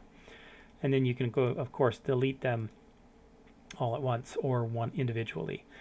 Now, the temporary pointers are created using the left and right mouse buttons. So you just hold down both buttons and click and drag. And this will create a pointer for you. Now, the reason these are temporary is as soon as you begin drawing a second one, the first one will disappear.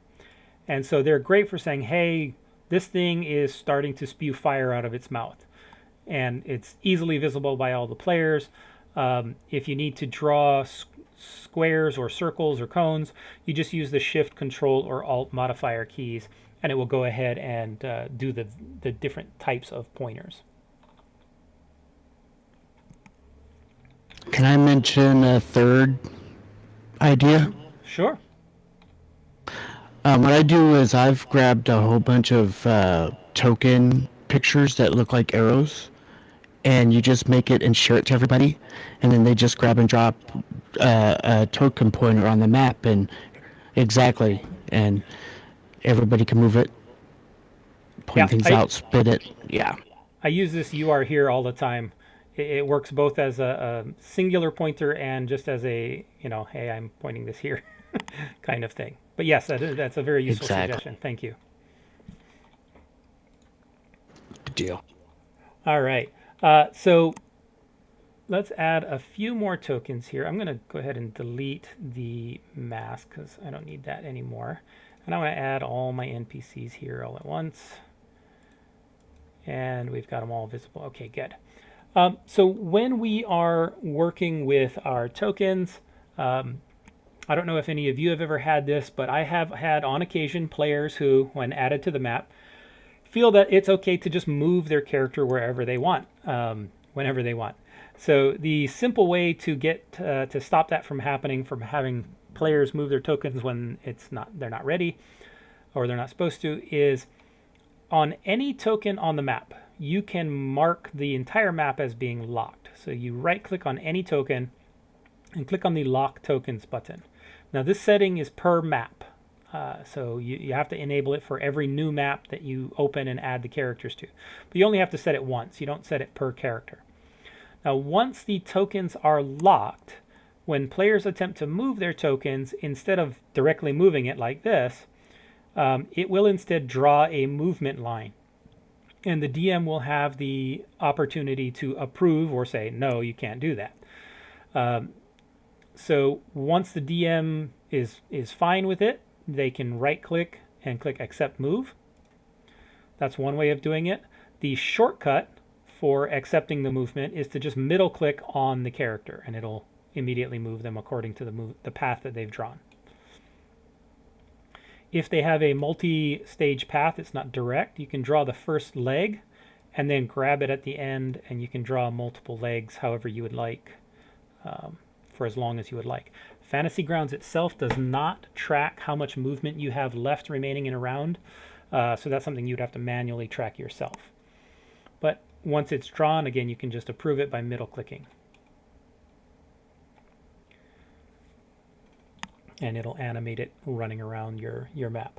This is very handy both for the players and the DM, to say, you know, they triggered my opportunity attack, or they stepped on a trap, or any number of kinds of things. So I make the players do that all the time. Now, I also do the same thing with my NPCs. Now, left-clicking on an NPC will not restrict its movement for the DM, even if you have tokens locked. So to do the same thing for an NPC, you instead draw their movement by middle-clicking on the token and just drawing it. And that will draw the movement the same way it would for a player attempting to move their token, and approve it the same way, middle-clicking on it. I've wondered, is there a way to auto-select things within a pointer? So like if you... Not within a pointer. But, not within a pointer, but we do have a couple of special modes that we can do. So first up is selection mode. So let's say I want to select these 4 creatures, or these 5 NPCs. I can enter selection mode, and I can drag a little square over all of them, and I can select all of them. Now that allows me to do group movement, you know, move them all around however I would like. So that's handy in and of itself. The other thing I can do is, let's say I want Goblin 1. He's going to cast Fireball and hit everybody here. Now, if the map is unlocked, and it has to be locked, otherwise these little buttons won't be available, I'll select my Goblin, and then I can enter targeting mode. I click target mode, and I draw, it's not a pointer, but you're drawing a rectangle around everything, and then it will automatically target everything within that rectangle. So you can't do like a circle or anything like that, but you can do rectangles to target everything within a certain area. Will that work on the PC end too? Yes, that will work on the PC end as well. These other targeting buttons are also handy. You can say clear all the targets, or you can say target friendly units. Now, don't get confused with the term friendly. This just means with the same, hostile, friendly, neutral marking as me. So for a hostile creature, the friendly units are the other hostile creatures. And the enemy units would be the green or the PCs in that case. So the term friendly and hostile are a little bit, can be a little confused. That is good to know. So I can... Yeah. Go ahead. Question about moving NPCs. Is the animated movement the only time in which you would see possibly their movement restrictions displayed? What do you mean? You draw their movement, right?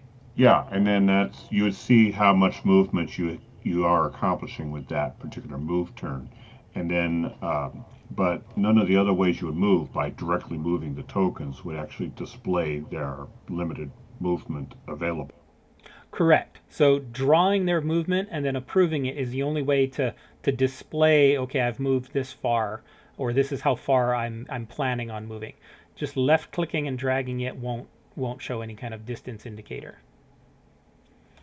Now that does bring one other little tip there. When you are drawing movement, let's say you draw your movement, and I see players do this all the time, and they go, oops, I meant to go over here, and then, oops, no, I want to, and then, well, that should only be a 20 move.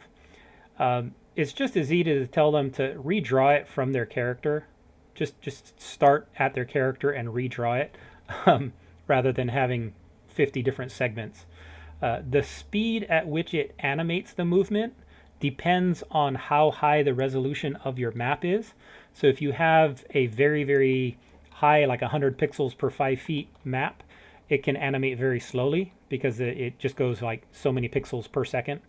So if you have lots of pixels, it's going to take extra seconds for it to animate. How you draw that line?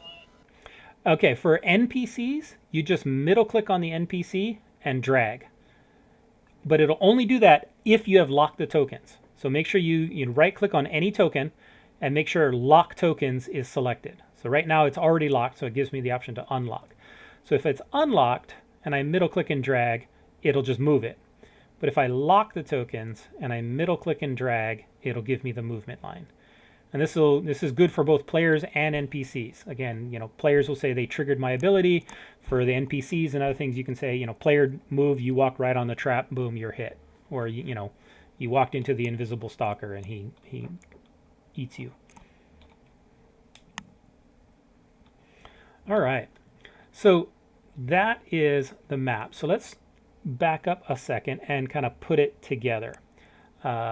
I talked in the beginning about organization. We talked about, how you have the world building organization where you just have a bunch of different story entries that link to various other entries. So in that case, something like, that's maps. Pull up stories here and pull up my kingdom entry. I'll have a kingdom. I having links to maps, NPCs, additional descriptive text, cities, points of interest, all of that kind of stuff, all internally linked here. When it comes to battle maps, this is where we want to have our map. You see it's located like this. And I've got all my description areas. Let me get to the cavern group. I've got all my descriptive areas here already done here as story entries.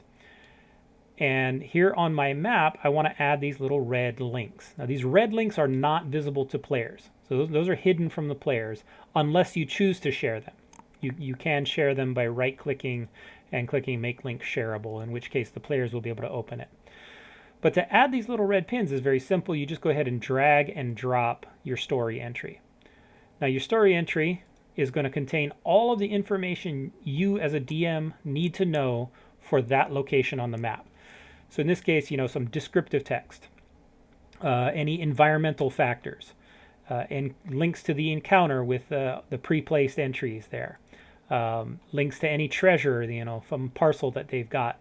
All of that would be linked and then right here on the map, so that when the DM is ready to run it, they can just plop the players down, and as the players move, whenever they get to the next area, the DM just has to click on the next little red pin and read through and process it in whatever way it demands.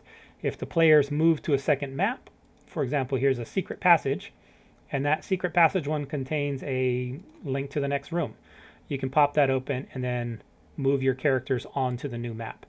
And you just proceed through following those links. So when you're doing the preparation process, obviously, is to make sure you have description elements for every area that the players are going to be passing through with all of the information that you need. And once we've got all of our data in, we've got all of it organized, the maps linked up and all of that stuff, now we come to the part where we actually create a module. Now, why do we want to do this? There's a couple of different reasons why you might want to create a module. One is for reusability. Two is you want to be able to load and unload stuff when you need it and unload it when you don't need it. For example, let's say in your homebrew game, you're running around and you have this cavern that the players are interested in going and exploring and finding treasure. And so you've done all of this prep work, you've got the maps, you've got all the entries, and just before they decide to enter the cavern, somebody has a great idea and they want to go somewhere else. And they're going to spend the next 3 months going elsewhere. And all of this stuff is not going to be used. And you don't really want it sitting around taking up memory and cluttering up your interface, with extra story entries and map entries and encounter entries and all of this stuff that you don't need. So what you can do is create a new campaign, put all of the cavern information into that campaign, the maps, the encounters, the story records, all of that into its own campaign. Then export that as a module. Then when your players go to the cavern, you can load it, just like any adventure module you might load. You can load it up, run it. When they leave, you can unload it and you're done. And you don't have to have it cluttering up your main campaign file. So that's one reason why you might do it. If you are planning on selling things on the Dungeon Masters Guild or releasing stuff for free on the Fantasy Grounds forums or other locations, you'll need to export those modules so that other people can load them and use them. Obviously, we don't condone piracy, sharing of copyrighted material, but when you're producing your own stuff, that's an excellent way to give back to the community. And there's tons of free stuff out there that you can get. So the process of creating your own module is actually very simple. Basically, what we're going to do is you can use a chat command, or you can use the button here on the library. Click Export. Now that brings up this little export window, module export window. A couple of fields we'll fill in. First up is the file name. This is what the name is going to be on the disk, the name of the file itself. So we'll call this our DM102 test mod. If you have a thumbnail, this could be like an icon or something to act as the cover. You can link to it here just by clicking on there and finding it. So for example, this is the one I use for most of mine. It's just my little face. This frame is part of an extension, and it's one of the extensions I've linked there. It's called the author extension. If any of you are used to using loaded modules and having reference manuals in them, the reference manuals can be automatically generated by the author extension. That's a major, major time saver. Otherwise, the only way to create reference manuals is to manually edit the XML file directly, which I do not have time for, or the depth of knowledge required to make the reference manual. So the author mod allows you to the author extension allows you to automatically create the reference manual from your story entries, maps, and everything else. All right, so this is going to be the name of your module. And category, most of them are going to be supplement or other things. Author, that's your name, type in whatever you would like. And then you have two checkboxes here, read-only and player module. Read-only marks all of the entries as unable to be unlocked and edited. So if you've used things like the Dungeon Master's Guide, the Player's Handbook, Monster Manual, all of the entries in there are locked. You can't go in and make tweaks and edits to them. You can create copies, as I mentioned, but you can't tweak the original entries from the module. Most of the adventure modules, however, are able to be unlocked, because it's intended that the DM will go in and add notes and tweak and make modifications to the module that they have loaded. So you can determine whether or not your information needs to be read-only or not. And player module just determines whether or not this is shared with the players by default. Its default setting, is it intended to be used for players or not? So you can set that there. And then we got to decide what kind of information we are going to be including. We don't have to include everything. And so we'll come through here and we'll decide which ones we want. Now the easy way is to just select all, or we can select individually. Now the rules when it comes to what is exportable and what isn't is you cannot export anything that is from a loaded module. All right? Anything that is local to your campaign can be, but you cannot export something from, I have the monster manual loaded and I'm using it in one of the creatures in my encounter. It will not export the information from the monster manual. It will include a link to it, but when you try and open it, it'll say, this requires the monster manual to be loaded, kind of thing. You can export copies of entries. Like if I open the monster manual and I make a copy of the goblin, tweak it, do whatever, I can export that. Can't necessarily distribute that because, there's copyright restrictions, but you can export copies of entries. So those copies are now local to your campaign file, so you can go ahead and export them. Now, as far as what kinds of data, you can do all of the types listed here. When you're exporting, as I said, you can select all, which marks the checkbox next to this. So if I click next to encounters, it's going to export all of the encounters that I have defined in my campaign file. If I don't want it to export all the encounters for whatever reason, and I only want it to export a few, I can actually go ahead and mark the ones that I want exported. These are some that we created from the random encounter generator. And I can do individual ones. Most of the time, in my experience, I just hit select all because I want everything included. Now, the one data type that you cannot export is notes. Just be aware, notes will not export.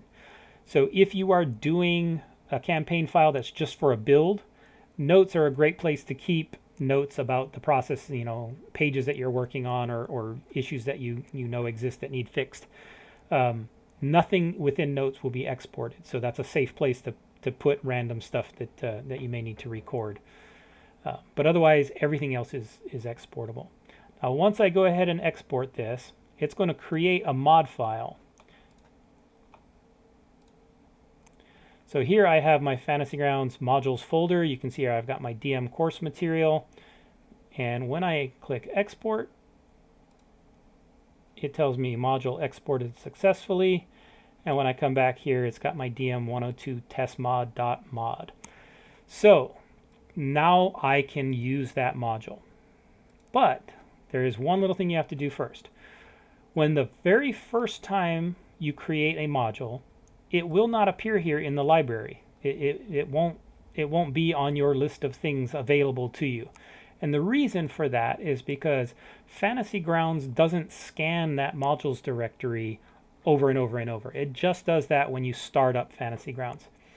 So in order for me to load my module, I actually have to quit Fantasy Grounds, relaunch it, then Fantasy Grounds will scan that modules folder, and then I'll be able to load it from my library just like any other module. Now again, it's only going to export stuff that's unique to this campaign, not from a loaded module. But other than that, that is how you would go ahead and export your information. I have a question. Sure. Does / reload or whatever it is in the chat command that reloads everything, does that help pull the module in instead of having to close all the way down and restart? I don't believe so. Reload is supposed to reload the rule set and any loaded extensions. So when you're doing extension development, it will go ahead but let me test that. I have a build my own module. I was just wondering. Yeah, I'm not 100% sure. I know I use that when I'm doing extension development because it will force it to reload the rule set and any extensions. But I'm not 100% sure if it will do that for modules. Question from me. Yeah, it does not. Go ahead. Okay, good to know. Yeah, question from me. Is there a preferred way of doing revision control on the modules, or is that just an ad hoc thing that I'd have to figure out for myself? That's really individual. What I do recommend is that you have a separate campaign file for everything that's going to be its own module. And that way all of your changes and stuff are contained within there. So, if you're going to have a module that's going to represent a kingdom, or a module that's going to represent a particular keep or tower or city, keep them each in their own individual campaign file, and don't try and just export little subsets of a larger master one. That can get complicated and get ugly very quickly. So that's my only recommendation there. I also do recommend making backups. So once Fantasy Grounds is closed, back up your build directories, your campaign files. I keep a backup of all of my stuff, both within here in Fantasy Grounds, for example. I've got, if I come up here to my campaigns, you can see I've got the live campaigns that I work on. Here's our class one, and I've got an archive one. And this is all stuff that I've built previously that I'm no longer actively editing. But all of this is all backed up to an online source as well, so that if this were to get lost, I would have an online backup as well.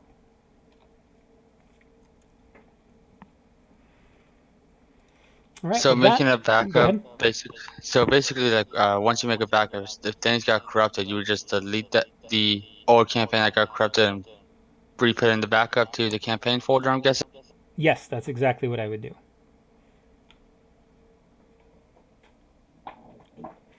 When I brought up the point about revision control, I wasn't thinking about subsets of an existing campaign, but more like longitudinal time-based revision. So if I have a 1.1 version of a campaign or a 1.2 version of a campaign, as changes accumulate over time, so that I can always revert back to a previous one at some point if I needed to, undo a whole list of changes.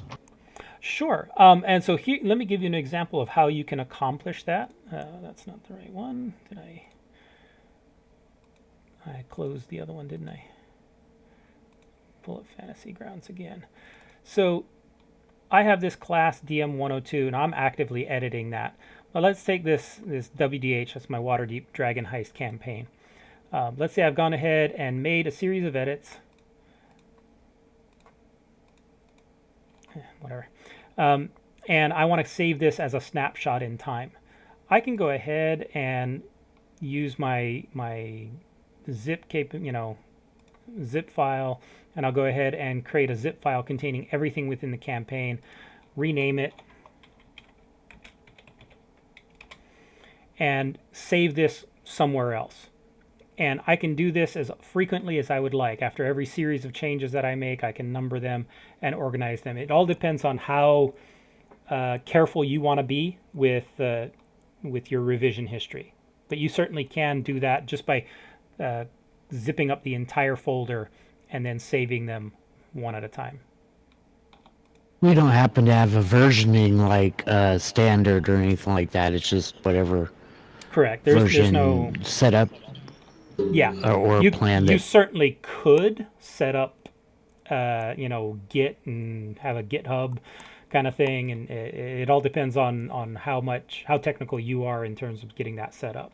But there's no standard as far as I'm aware. RCS or Subversion or something like that. Yeah, any of those. If you have the knowledge to set those up and use them, you certainly can. The main thing is making sure that they're not making edits or reading through the directories while you're live using Fantasy Grounds. The same reason they say don't put it on a Google Drive or something, because as it attempts to scan through, it can potentially cause corruption. But as long as Fantasy Grounds is closed, yeah, you can certainly scan through, load, backup, and anything you want with that data. All right, well, that brings us to the end of the class. The only other extension that I didn't mention during the class is the field filters for all libraries. And so I want to briefly mention that one. You may have noticed when I had some of these windows open like NPCs, there were a lot more of these drop-down filters here at the bottom. And that comes from that extension. This is very handy when you're doing development work. You can go through and find additional fields. This will also help to see if you have misspellings, like if you have humanoid, and then you have humanoid with an extra D at the end. So this is just a super handy one to make sure that you're not screwing up and having random misspellings in certain locations, as well as allowing for more extensive filtering. That being said, thank you for joining me today. I did include the link to the after-class survey. Leyrun likes me to promote that, to keep track of how us teachers are doing. So if you haven't already filled it out at some point, feel free to go ahead. It's completely voluntary. I don't get the results of that. Only Leyrun sees that. So you can feel free to share your thoughts and feelings there. And other than that, thank you all for joining me tonight. Thank you. Thank you. All right, I'm going to go ahead and stop the recording.